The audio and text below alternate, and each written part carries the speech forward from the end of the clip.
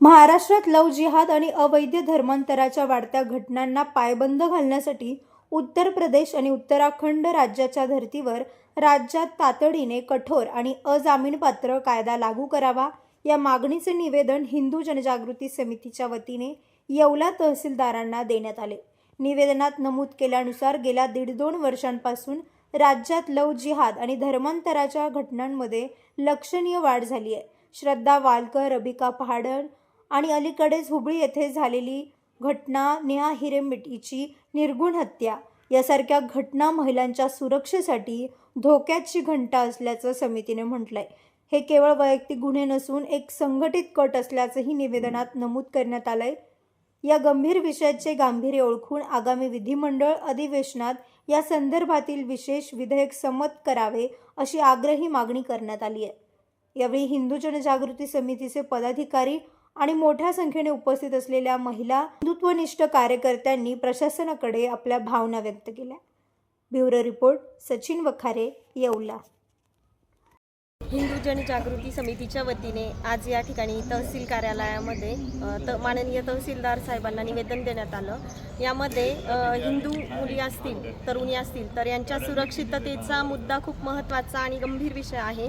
यामध्ये मुलींची मानसिकरित्या, भावनिकरित्या, आर्थिक आणि शारीरिकरित्या त्यांची फसवणूक होऊ नये म्हणून कायदेशीर त्याच्यावरती अंमल आला पाहिजे आणि ह्या ज्या तक्रारी आहे याच्यावरती प्रशासनाने देखील गंभीर लक्ष दिलं पाहिजे अशी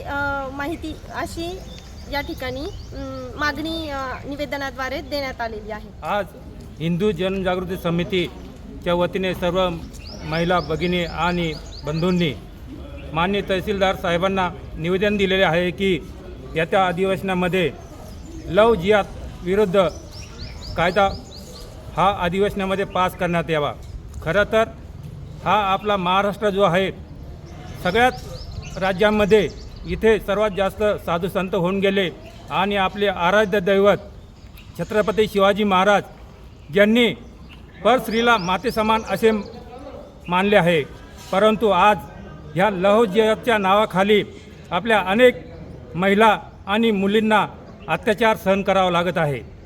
इतर राज्यांमध्ये ज्याप्रमाणे लव्ह जिहाद विरुद्ध कायदा पास झालेला आहे तसाच कायदा आणि त्यापेक्षाही कठोर कायदा हा येत्या अधिवेशनामध्ये आपल्या राज्य सरकारने पास करावा अशीच अपेक्षा मी आणि आमचे सर्व सहकारी यांच्या वतीने आणि हिंदू जनजागृती समितीच्या वतीने निवेदन देत आहे। जय हिंद, जय महाराष्ट्र।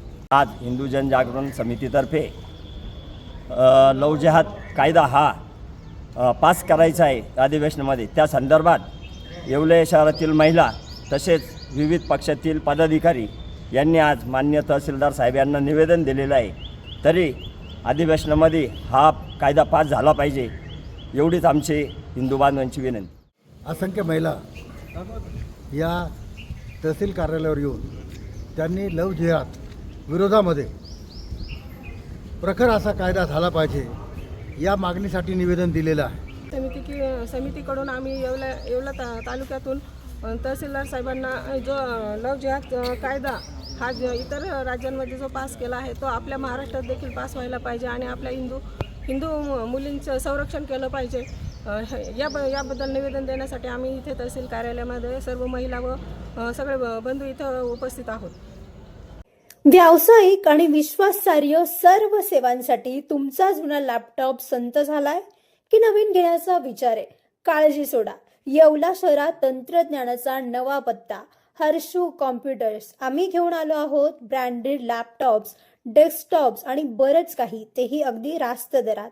आमच्या सेवा नवीन व रिफर्निश्ड लॅपटॉप, प्रिंटर सेल्स आणि सर्व्हिस, CCTV कॅमेरा फिटिंग आणि AMC। आमची खासियत लॅपटॉप डेस्कटॉप रिपेअरिंगची कामे योग्य दरात आणि वेळेत पूर्ण होतात। साहित्य, कीबोर्ड, माऊस आणि सर्व प्रकारचे कॉम्प्युटर ॲक्सेसरीज उपलब्ध आहे।